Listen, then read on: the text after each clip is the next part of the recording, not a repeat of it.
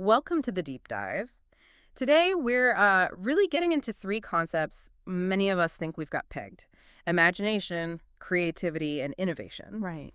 But our source material, Commercial English Imagination, Creativity, and Innovation, it shows some distinctions, some applications that are, well, frankly, game changing for commercial leaders. Absolutely. They're often used interchangeably, but they're quite distinct. Exactly.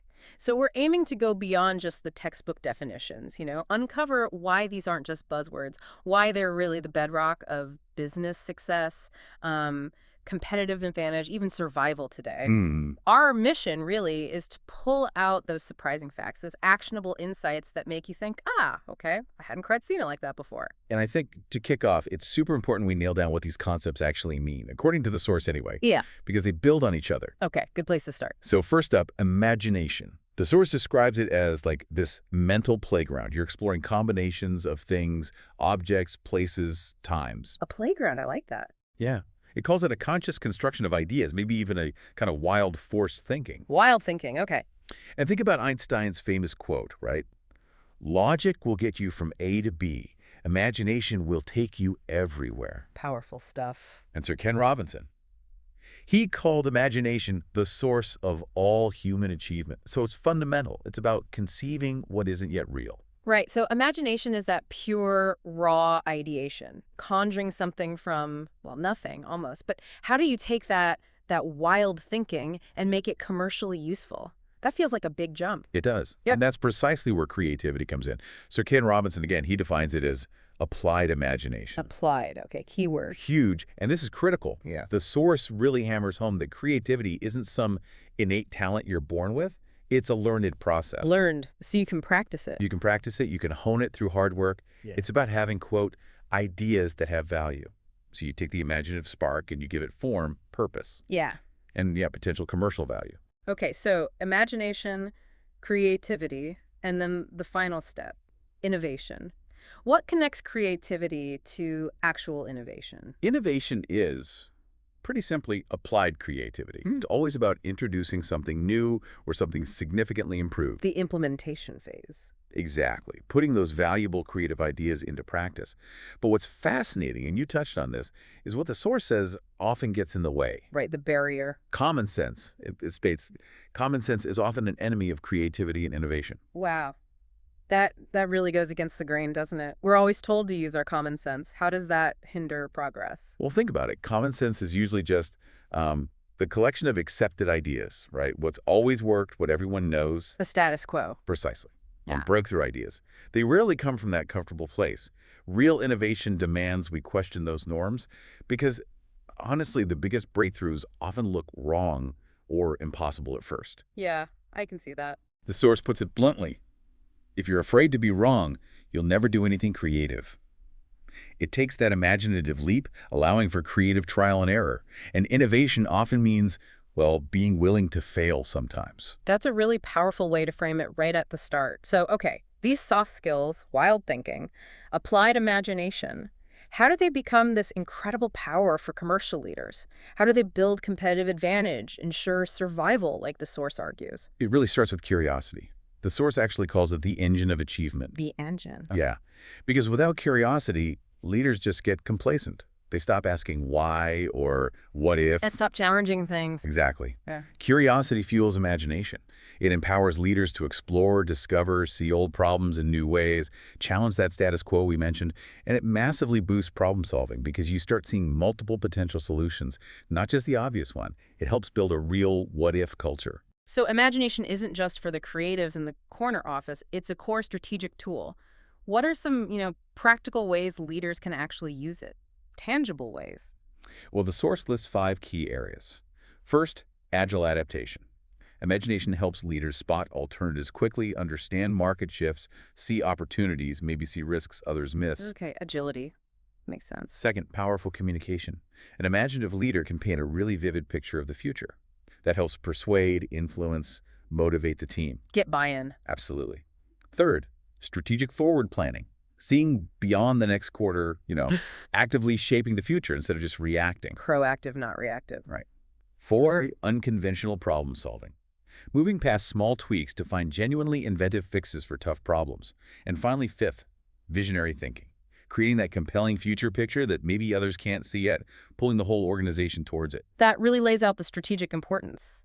But like we said, ideas alone aren't enough in business, are they? How does creativity then bridge that gap from thought to actual business value, especially when things feel so uncertain, in this VUCA world? Yeah, VCA, volatile, uncertain, complex, ambiguous. In that kind of world, creativity isn't a nice to have. It's essential for survival.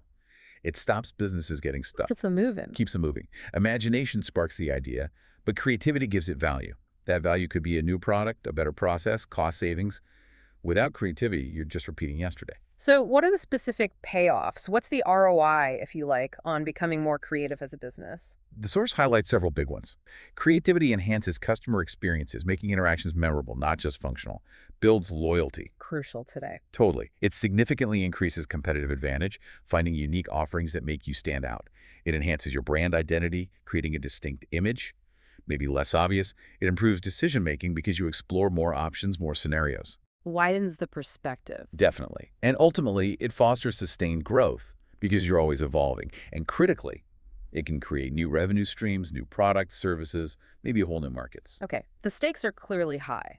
But how do you actually encourage this? Creativity can feel a bit slippery, hard to grasp. It takes deliberate action. One huge thing is encouraging responsible risk-taking. Responsible risk-taking, what does that look like? It means creating an environment where failure isn't fatal, Yeah. where it's genuinely seen as a learning step. Think of Edison, right? 10,000 failures for the light bulb. Or Colonel Sanders getting rejected over and over. Exactly. KFC wouldn't exist otherwise. Another tactic. Ask for multiple answers. Don't just stop at the first easy solution. Push for a creative one too, even if it seems odd initially. Explore possibilities. And importantly, cultivate patience. Good creative ideas often need time to develop, to show results. Don't kill them too early just because the ROI isn't instant. Yeah, that pressure for immediate results can be stifling, can't it? What else? Any other practical steps? Always ask better if. Even with a decent solution, pause. Could there be an even better way? It's a simple habit, takes effort, but the payoff can be huge. Constantly iterating. Right. And interestingly, the source advises leaders to seek the quietest voice and don't just rely on data. Really, not just data. Yeah, Jeff Bezos is quoted saying something like, when the data and anecdotes disagree, the anecdotes are usually right. Larry Ellison talks about doubting experts being enormously useful. It doesn't mean ignore data, obviously, but it means recognizing that truly new insights often come from unexpected places, from observations that maybe don't fit the spreadsheet neatly. Human insight. Exactly. And finally, and this is crucial, remember the risk of not being creative. Leaders often focus on the risk of trying something new, the cost, the potential flop, but the biggest risk might be doing nothing, standing still while the market zooms past, acting too late. That's a really sobering thought. Okay, so from creativity, we get to innovation. Steve Jobs said, innovation is the only way to win. But then Henry Chesbrough says, most innovations fail, and companies that don't innovate die. That sounds like a tough spot to be in. It is. It's a paradox, isn't it? It just highlights how high-stakes innovation is. It's essential, but it's hard and often fails. So it's not just one magic aha moment. Definitely not. It's an extended process. Needs collaboration, resilience, often tolerance for those early failures. Right. You identify an insight, create a solution, then work to transform an industry or market. And disruptive ideas often need more than just a new product. Yeah, disruptive innovations often need entirely new business models because their value might not fit the old way of doing things. The source mentions the 70-20-10 principle for allocating resources. Oh yeah, what's that? It suggests 70% of resources go to improving existing stuff, 20% to adjacent markets or tech, and just 10% to totally new, potentially disruptive areas. So protecting the core but still betting on the future. Exactly. It acknowledges that most of your current money comes from the 70%, but future growth lies in that riskier 10%.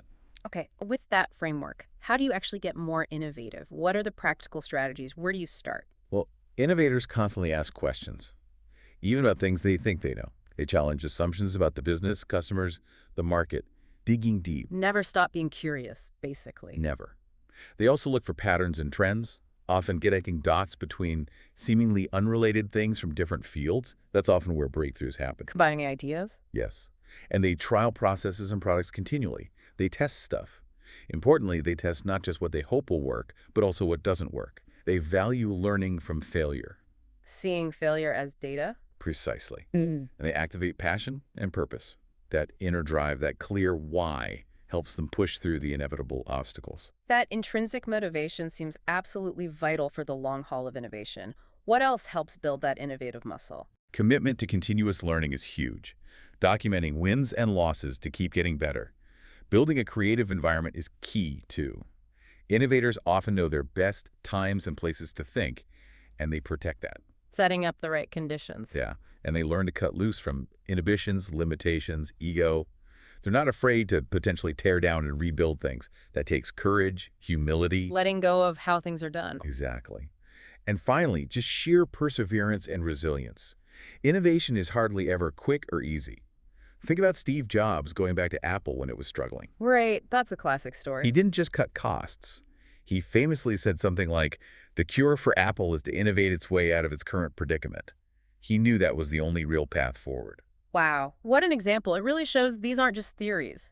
And beyond these big strategies, the source gives some specific exercises, right? Practical things listeners can try. Yes, absolutely. Really concrete things to develop these skills. Okay, let's touch on a few. For boosting imagination, what could someone try, like, today? Okay, for imagination, try reverse brainstorming. Instead of how do I solve X, ask how could I make X worse? Make it worse, okay. Yeah, generate those negative ideas, then flip them into positive solutions. It really shakes up assumptions. Then there's role change. Imagine how someone totally different, a kid, a rival CEO, maybe a sci-fi writer, would tackle your problem. Gives you fresh eyes. I like that. New perspectives. And the five senses exercise.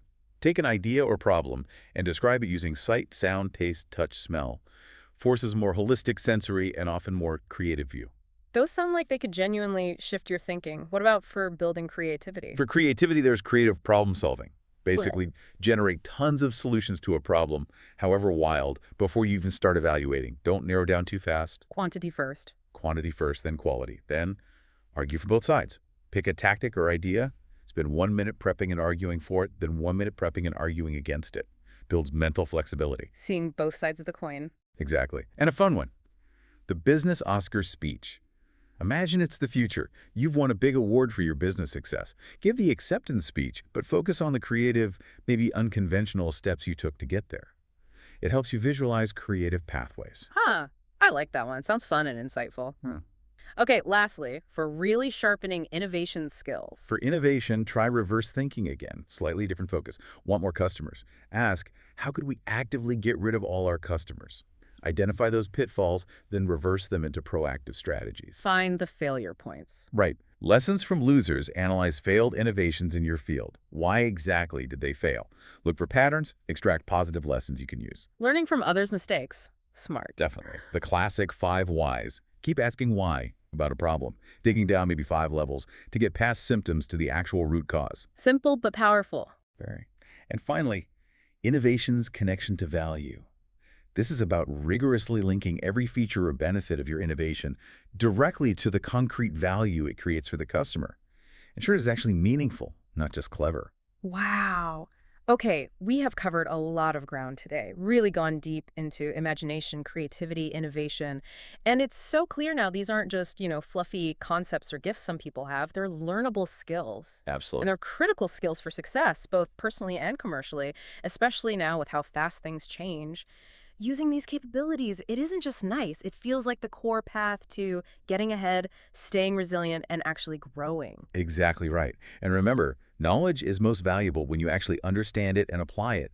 These skills, they really are within reach for everyone. Developing them is an ongoing journey, not a destination. Yeah. So I really hope you, the listener, take a moment to think about some of those exercises we talked about. How could you maybe apply one, even in a small way, in your own world, your business, your team, even just your daily thinking? Yeah, absolutely. And just to leave you with a final thought to chew on, Thomas Edison said, "Opportunity is missed by most people because it is dressed in overalls and looks like work." Good one. And Maya Angelou reminds us, you can't use up creativity. The more you use, the more you have. So thinking about those, What one small imaginative step could you take today, maybe something that feels a bit like work, that could unlock a whole wave of creative solutions and innovative opportunities for your future?